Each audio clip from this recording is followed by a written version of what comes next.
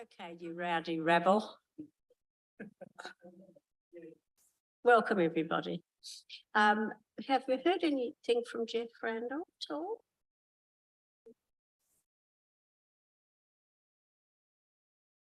Ah, okay. Yes, possibly. Oh, that's a shame. All right. Okay. I'd like to acknowledge this land that we meet on today is the traditional lands of the Gawler people, and that we respect their spiritual relationship with their country. We also acknowledge the Gawler people as the custodians of the Greater Adelaide region, and that their cultural and heritage beliefs are still as important to the living Gawler people today. And as I said, we haven't heard any more from Jeff. Are there any motions to grant leave of absence? Yes, Deb? Oh, sorry, I can't hear you. Put your mic on you.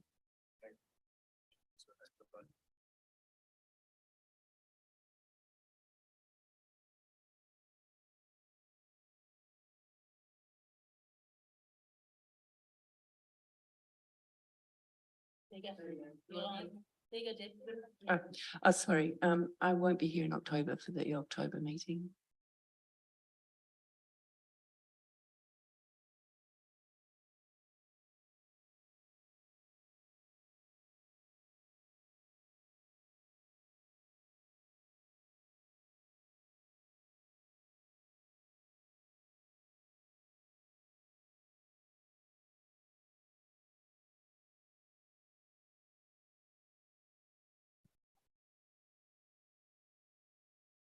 It's just the October meeting, isn't it, Deb, that you won't be at? Right, okay. Do you have the date? Do we have the date of the, hang on, someone's looking for it for us. 12th, okay. So you've got leave of absence for October the 12th, right? And we've voted on it and stuff, good. All right, are there any declarations of interest? If not, would someone like to vote confirmation? Thank you, Helen, at the minutes, seconded by Karen. Any discussion? If not, those in favour, please show. Against, carried. Thank you. Right. So we'll get on with the meeting. Is there any business arising? No, that'll be covered in the agenda. 6.1. Did you want to take us through that, Jacinta? So through the chair, Mrs. Phillips visited the Cultural Heritage Centre from Western Australia. She came to research her family history, and we were able to locate a number of photographs of family members, which she was very excited about. Yeah. And so she has requested copies of those photographs. They're for personal use only, and that's the application before the committee. One of the photos is already in the public domain, but the Cultural Heritage Centre has a named copy of that photograph. Thank you, Jacinta. Karen. I'm happy to move the officer's recommendation. Bulldogs still live in Gawler. I used to work with a bulldog up at the hospital, at the Gawler Hospital, and they still live in Gawler. So, there's still quite a strong connection to Gawler. So it's quite interesting that the bulldog name is still relevant. So yes, I'm happy to support the motion. Move, Karen. Someone like to second it, please? Deb, any further discussion? If not, those in favour, please show. Thanks. Thank you. 6.2, request for permission to publish image. Karen, Jacinta. So through the chair, Ms. Judy Greenslade came to the Cultural Heritage Centre from Victoria looking for her family relatives. She knew that the collection had the binoculars and the case that belonged to Lieutenant Frank Scott. She knew that from when they were on display at the library in 2015. She has a photograph. It's a low resolution photograph that she took at that time. She'd like a high resolution photograph of the case and the binoculars for inclusion in a published family history, and she's very happy to donate a copy of that history to the Cultural Heritage Centre. So the application is for high resolution copies of an image of the binocular case and the binoculars. Thank you. Helen. I'm happy to move the officer's recommendation and just add my congratulations to, here we go, there's people coming from interstate, and adding to a topic that's somewhat known, the Scots, but lots more. And we look forward to reading the book, and it's excellent that we're going to get a copy of that published family history. So happy to support the motion. Someone like to second it, please? Adrian? Any further discussion? I'd just like to point out that halfway down your discussion, you've got that he was promoted to lieutenant in 2016. I think you mean 1960. Any further discussion? Those in favour, please show. Against, carried.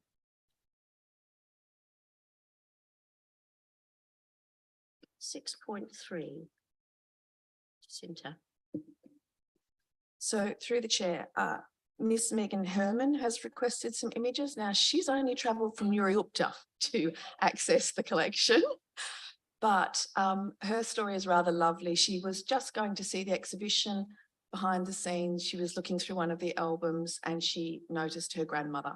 And that's the power of objects to connect people through heritage. So very, very moved by that. She made an appointment to come and work with staff. We took the items out of the exhibition so that we could show her, she could look in detail at them and really appreciate them. So she has requested copies of the listed photographs because they contain images of her grandmother and a copy of the program. And that's just for personal use, but they're very meaningful to her.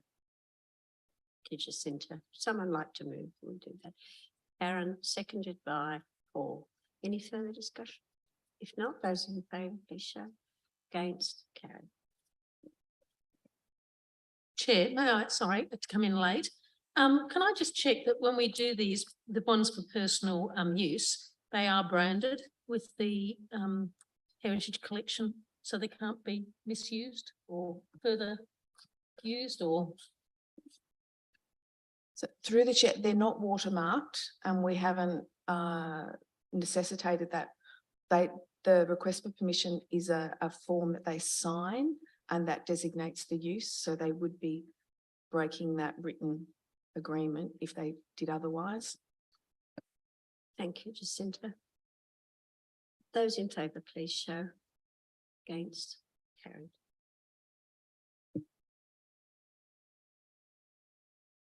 .1,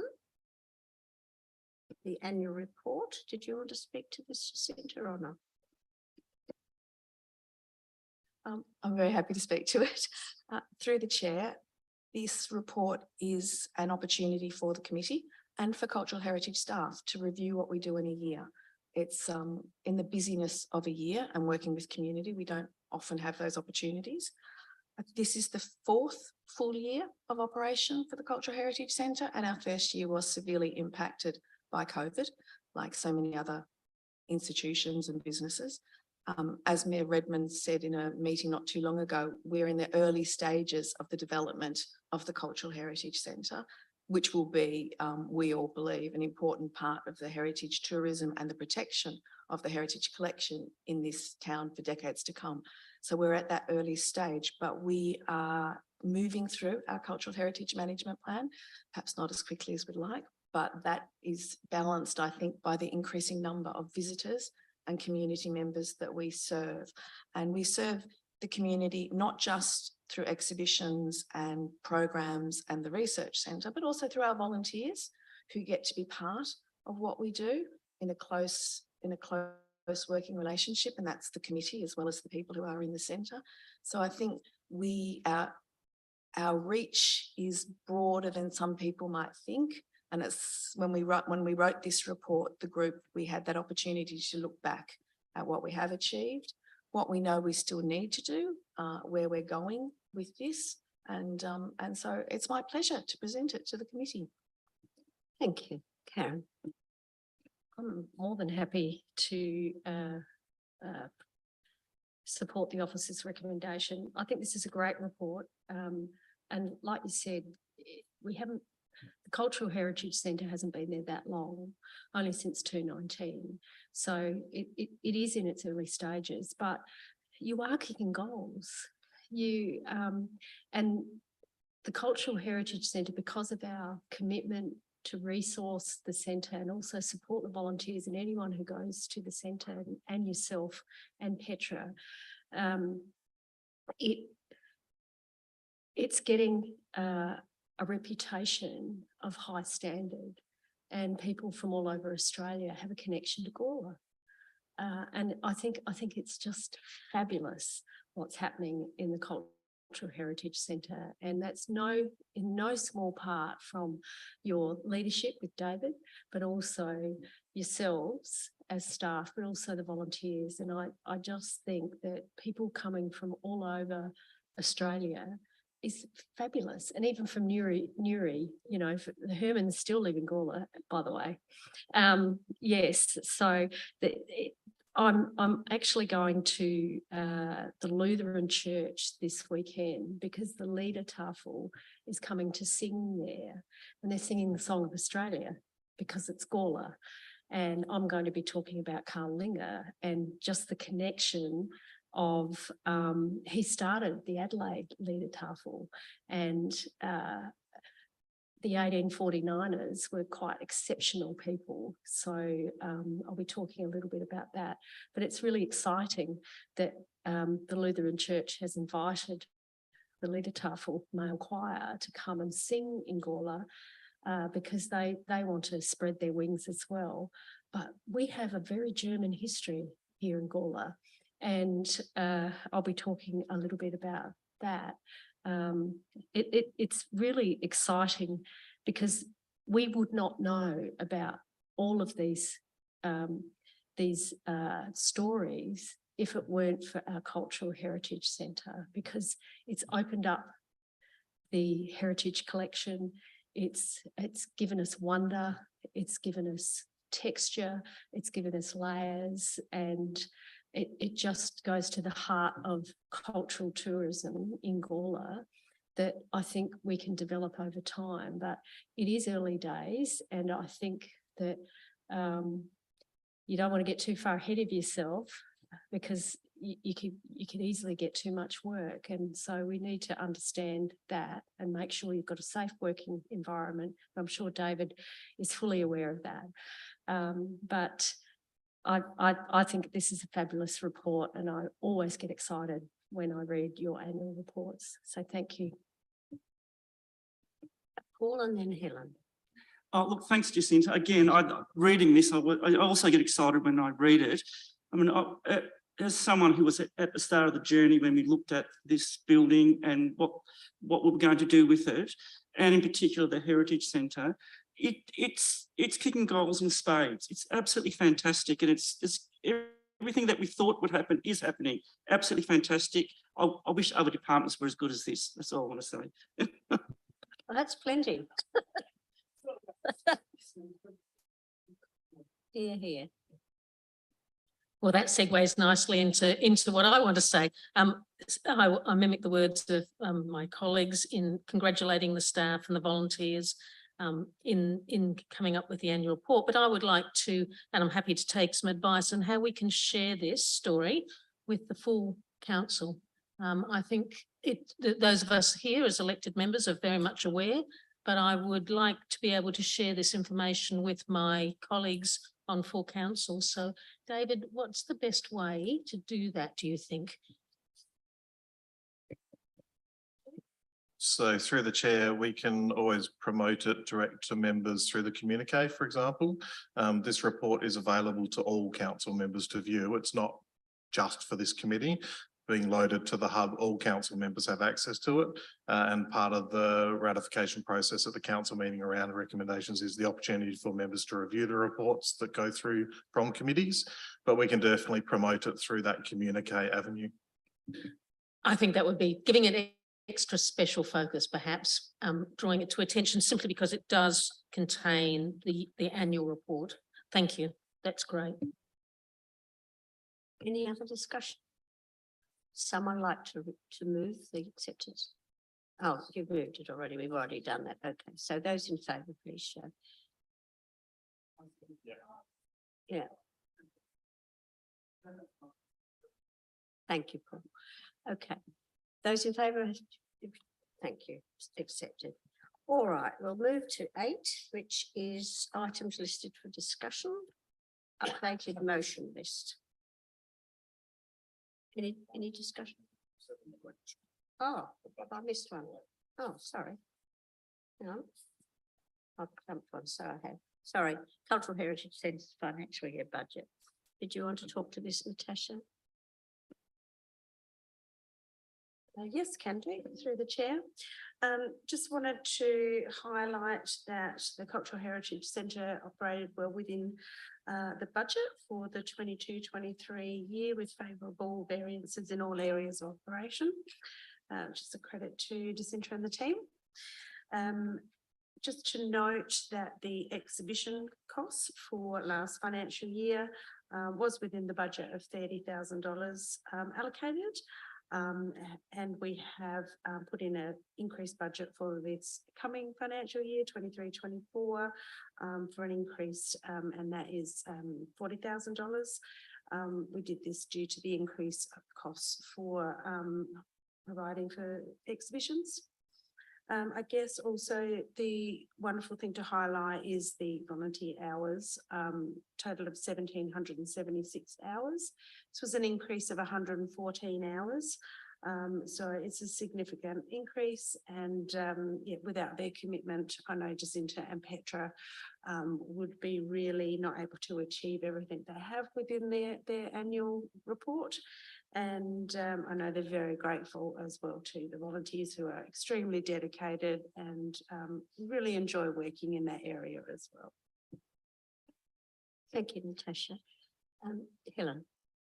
I'm happy to move the recommendation, but I would like to note that following in the wake of the previous report and the comments made, that I believe that we were going to seriously need to think ahead to the resourcing, the staffing resourcing of this centre. Now, I say this as somebody who is in this year's budget was